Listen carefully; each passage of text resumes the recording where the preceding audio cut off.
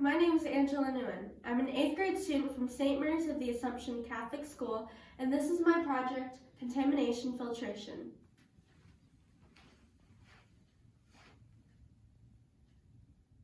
The purpose of this experiment was to determine what type of filtration method would be best at filtering aluminum contaminants from water, specifically mechanical and chemical filtration. And I got the idea for this project when I heard about the water crisis still taking place in Flint, Michigan. And I thought that aluminum filtration was a good start for the research of heavy metal contamination filtration. So I thought that the mechanical and chemical filtration method would work best because it would be able to filter the aluminum by both size and charge. So to test this hypothesis, I first made an aluminum carbonate mixture by combining aluminum chloride, sodium carbonate, and distilled water. I then took this mass mixture and divided it into 3 different batches.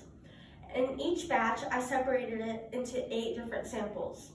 With the first batch, I took 4 of the samples and using my cradle filtration straw, which acts as my mechanical and chemical filtration method, I filtered the samples and I poured the filtered solutions into clean new beakers.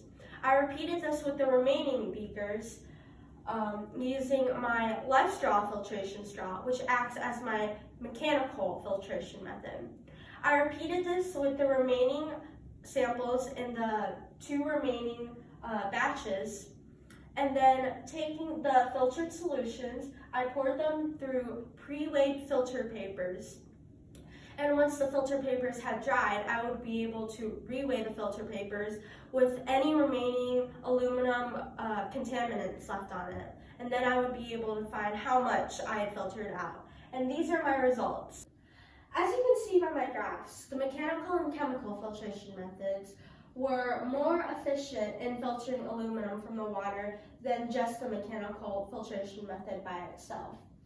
Over the span of 3 batches, there was an average of about 0.4 more grams of aluminum removed using the cradle straw when compared to the life straw. And this is because it used both methods, which lets the aluminum be filtered by both size and charge as opposed to just size with the mechanical method. It does this using activated carbon and reverse osmosis. Activated carbon has an opposite charge of the aluminum ions, so it attracts its ions to its pores, trapping the aluminum and removing it from water.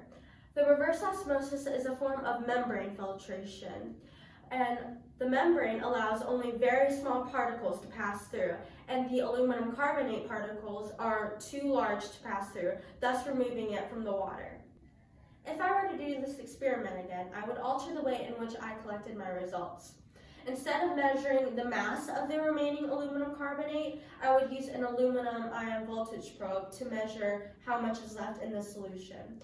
And in the future, I hope to further my research into lead filtration so that my results can be more applicable to the water crisis in Flint, Michigan. Thank you, and I look forward to answering any questions you may have for me.